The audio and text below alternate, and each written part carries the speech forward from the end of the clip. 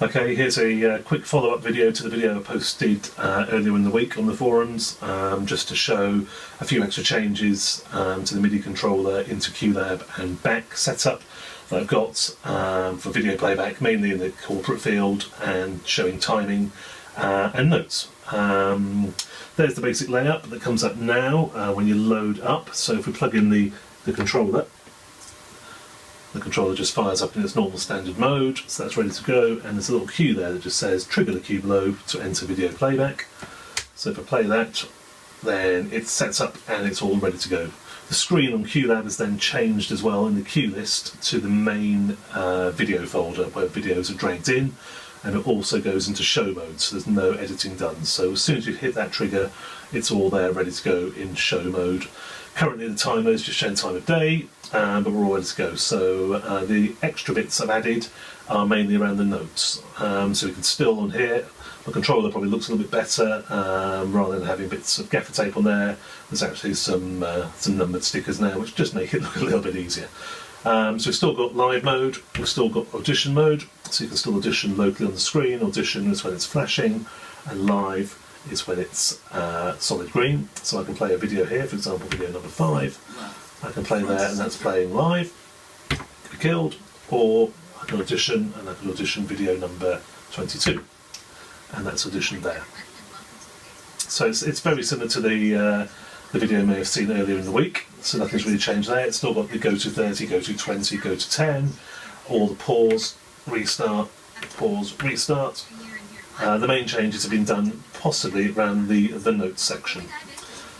So what I've done now, if I just put it back into live mode, clear that screen, is set it up so that the notes change on the stage timer 2 screen.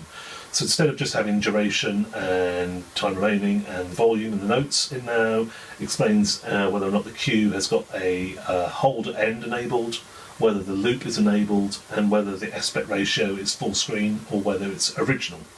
So if I start by playing the video here now, if I play video 16 for example, it says at the bottom now the volumes and also the hold end is on, the loop is off, and aspect is original.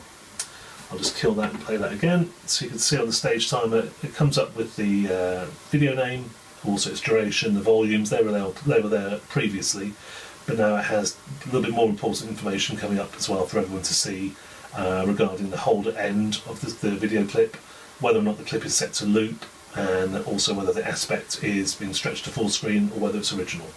So if I play 16 again, you can see that's held at the end, it's not looping, and the aspect is original. So there it is. It'll still got the 5, 4, 3, 2, 1 countdown.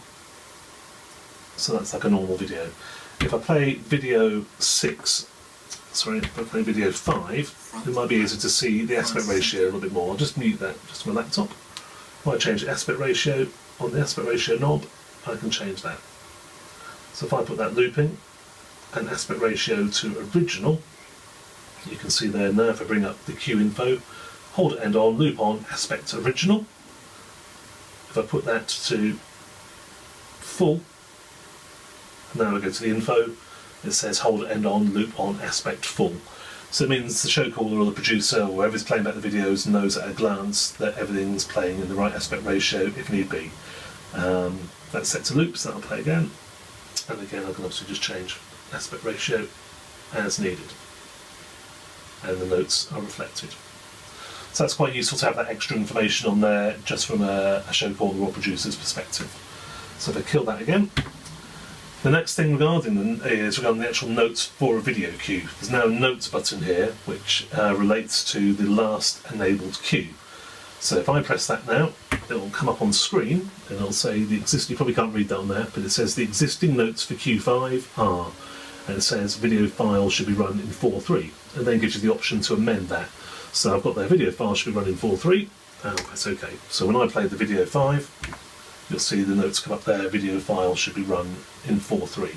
What I can do though is either in rehearsals or in live time or anything at all when it's needed, press the notes button, it'll come up on the screen here and I can make amendments. So I'll put here video file should be run in 4.3, video is set to loop as required. If I press OK, that's fine, and now if I bring up the notes info, it says there video should be running 4.3, videos to set loop as required. I'll pop that up again, it only stays on for 3 seconds, that can be adjusted if need be. But it means any notes that are taken at any time can be put in there so that everyone's got access to the same information as they go along. I'll kill that. The other thing regarding all the notes and all the information is now there's a report button that analyses all the active video cues within the folder and then brings up information on the screen here in individual cue by cue format, so you can check with the show caller, check with the producer that everyone's got the same info. So if I hit the report button, it comes up on here in order the videos by their name, their duration, volume that's set up, and the status of the holder end, the loop and the aspect. So the first clip is clip 2, so we've got them all in order, 2, 4, 5, 6, 8, 12, 16, 22, and then just pressing OK, I can go through them 2, then 4, 5, 6, 8, 16, 22, and then it tells you that the info check for all active video cues has finished. So that means at a glance or at the touch of a button you can get all the info for all the currently active videos within that folder, which is, as always, up to a maximum of 32 videos. Now what might happen is, as I found just on a current show, is that I need to still use my QLab to play an audio sting. Currently this is just set up just purely for video playback.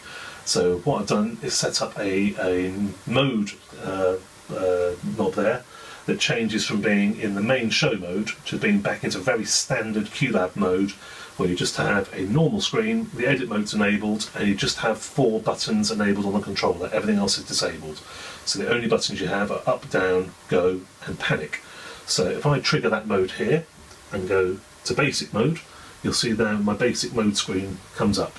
There's a little caveat at the top that says that any cues you put into here or drag and drop into here should not have cue numbers 1 to 32, as they'll show up and conflict with video cues in the main show mode. So you can toggle between the 2 modes.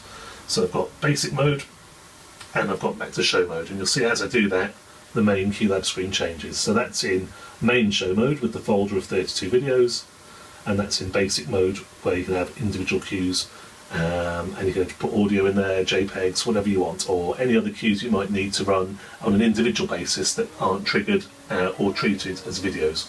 So to stay in this basic mode, you can see on my controller everything else has been disabled except for the 4 buttons there that I've added for up, down, go and panic. So now I can move and navigate my QLab screen. Put some volume up there. For example, there's an audio clip I wanted to play. It's there standing by. I hit go and the audio plays. And as forever, I can just press panic and it'll fade out. Now, because it's in basic mode, there's no timings for these cues. The system doesn't know how long things are because multiple cues could play at the same time, could be layered on top of each other, it could just be standard JPEGs, MTC cues, whatever they want. So all it has is the basic 4 buttons, and stage timer just shows the time of day. So I can go up to a video or down to a video. There's still that list. There's not one of the 32 videos, so say a last minute video comes in, it's a lot easier to drag and drop into this menu. Again, the edit menu opens by default, so you can go in straight away and change timings and loops or audio levels, anything at all, a lot easier in this screen for those last minute things that usually come along in the corporate side of things. So again, I can move up or down, there's a video there, hit go, and it will trigger on that screen there. So this video is playing separate to the 32 folder that we look at when we're in main show mode. So I can panic that, fade or hard panic, and then when I'm done, I can go back from basic mode back into show mode, and show mode is back enabled there, showing a standard 32 folder and the QLab layout. So those are the changes that have been done. Now it's in a good version here, which I'm quite happy with, and I think it works quite well for what I need to use it for, which is mainly, as I said, for corporate shows, video playback, but now with that extra little bit of functionality where any last minute requests can be dealt with as well. So hopefully that's given you some information. If you want to put anything in the comments or you require any other info, just drop us a line and we'll see what we can do. Thanks.